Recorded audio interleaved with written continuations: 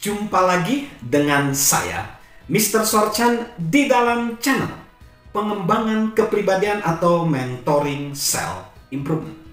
Saat ini kita melanjutkan satu tema, menjalin hubungan selalu menuntut stamina yang tinggi.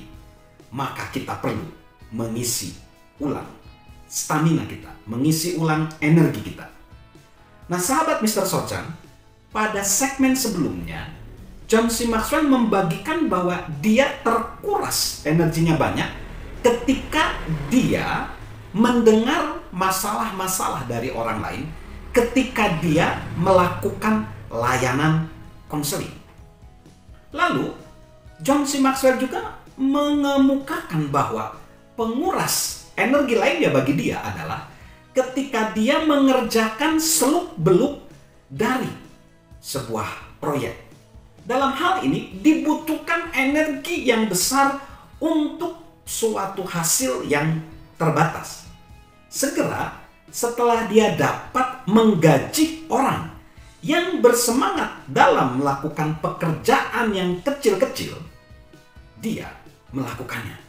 Dia sangat yakin akan pentingnya menempatkan diri sendiri dan orang lain dalam wilayah-wilayah kekuatan mereka.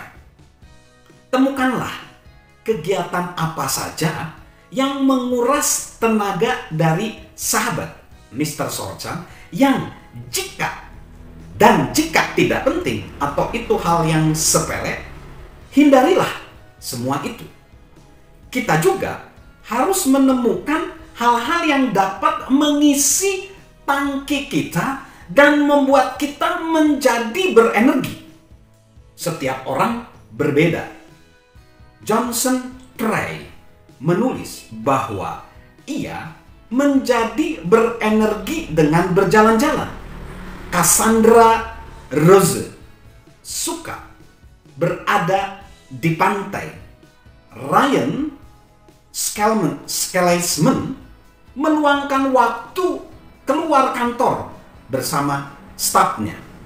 Ia berkata, sebagai seorang dokter, terkadang sulit untuk mendapat waktu untuk recharge, untuk memulihkan energi atau untuk healing kalau istilah sekarang.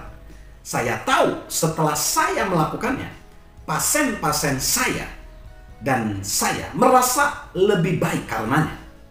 Staf saya yang luar biasa itu menjadwalkan rekreasi bagi kami, suatu rencana yang indah.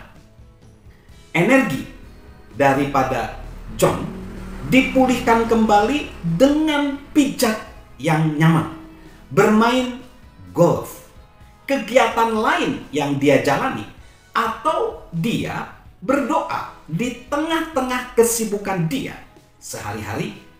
Dia melakukan perenungan. Dan kesukaan daripada John meluangkan waktu sehari bersama istrinya Margaret tanpa agenda tertentu. Perhatikanlah apa yang dapat memulihkan diri sahabat Mr. Sorchan dan jadikan itu bagian dari jadwal hidup sahabat.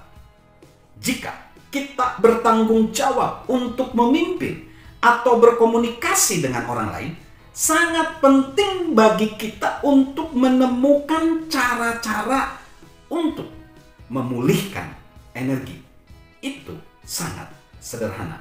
Satu-satunya yang perlu kita kerjakan adalah mengenal hal-hal yang kita suka melakukannya dan sediakan waktu untuk melakukannya. Seperti yang dikatakan penulis novel Louis Auchincloss, satu-satunya hal yang dapat membuat orang terus maju adalah energi. Dan apa itu energi jika bukan menyukai kehidupan? Saya ulangi, satu-satunya hal yang dapat membuat orang terus maju adalah energi. Dan apa itu energi jika bukan menyukai kehidupan?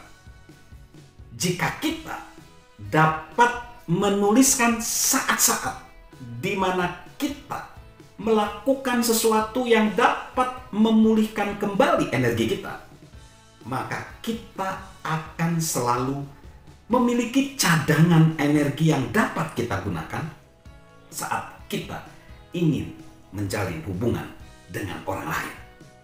Sahabat Mr. Sorchan, untuk meraih sesuatu yang berharga, kita harus belajar untuk mengolah, memanage energi kita.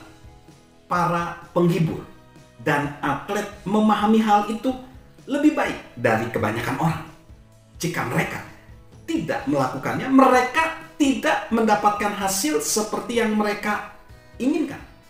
Ini benar bagi pemandu acara olahraga Joe Theismann saat ia masih menjadi pemain di NFL. Ia menjadi quarterback dari Washington Redskins dalam 2 penampilan berturut-turut Super Bowl tahun 1980-an. Saat timnya bermain dalam kejuaraan pertama kali pada tahun 1983, sikapnya positif dan energinya begitu besar. Ia bergairah ada di sana dan memberikan segala sesuatu yang ia punya, dan timnya memperoleh kemenangan. Yang terjadi selanjutnya jauh berbeda. Ia terlalu meremehkan dan sikapnya tidak baik. Theismann berkata, "Saya mengeluhkan cuaca, sepatu saya, waktu latihan, dan segala sesuatu. Akibatnya penampilannya buruk dan timnya kalah." Apakah Theismann sepenuhnya bertanggung jawab atas kemenangan atau kekalahan itu? Tentunya tidak. Sebagai seorang quarterback, ia adalah pemimpin tim itu dan dialah yang menentukannya. Saya diberitahu ia terkadang mengenakan cincin kemenangannya dan cincin kekalahannya sebagai suatu peringatan apa yang harus dia lakukan agar berhasil. Perbedaan kedua cincin itu, kata Theismann, terletak pada penerapan pada diri sendiri dan tidak menerima apapun selain yang terbaik.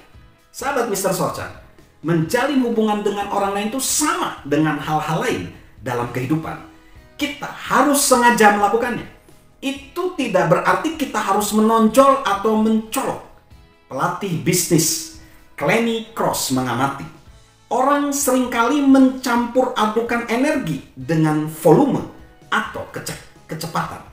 Seorang musisi yang berpengalaman tahu bahwa dibutuhkan lebih banyak energi untuk menyanyi atau bermain lambat dan lembut dan menjalin hubungan dengan pendengar dibanding dengan permainan yang cepat menggelegar.